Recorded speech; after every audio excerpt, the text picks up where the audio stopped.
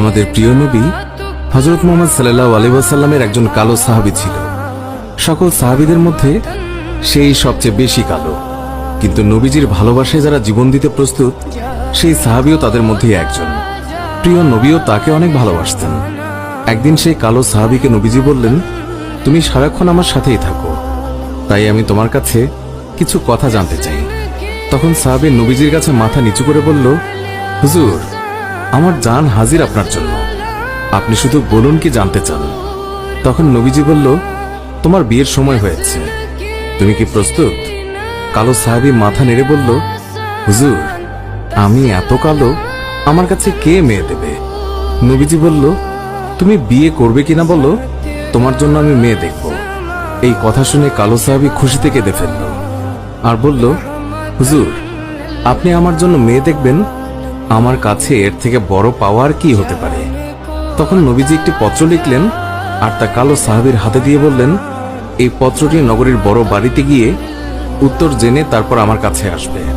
কিন্তু কালো সাহাবী জানে না এর ভেতরে কি লেখা ছিল। নবীজির কথা অনুযায়ী পত্রখানি নিয়ে নগরীর বড় বাড়ির মালিকের হাতে দিল। নবীজির কথা শুনে তাড়াতাড়ি পত্রটি খুলে ফেলল মালিক।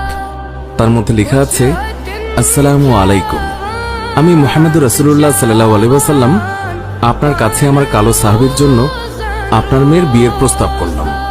আশা করছি আপনি প্রস্তাব গ্রহণ করবেন এবং আপনার সুন্দরী মেয়ের সাথে আমার কালো সাহাবীর বিয়ে দেবেন। ইতি মুহাম্মদুর রাসূলুল্লাহ সাল্লাল্লাহু আলাইহি ওয়াসাল্লাম। বড় বাড়ির মালিক নবীজির কথা শুনে কেঁদে ফেলল। আমার একমাত্র মেয়ে, মদিনায় যাকে সবাই চেনে হুরে মদিনা বলে। কিতাবে আছে মেয়েটি এতই সুন্দর যার জন্য মদিনার সবাই তাকে হুরে মদিনা বলে ডাকত। আমি এখন কি করি? নবীজি বলেছেন, এটাই অনেক আনন্দের কথা, কিন্তু ছেলেটি যে অনেক কালো। বিভিন্ন চিন্তায় মালিক চিন্তিত। কালো সাহাবী বলল, নবীজি কি লিখেছেন? আমাকে বলেছে উত্তর নিয়ে যেতে। মালিক বললেন, নবীজি বলেছেন তোমার সাথে আমার মেয়েকে বিয়ে দেওয়ার জন্য।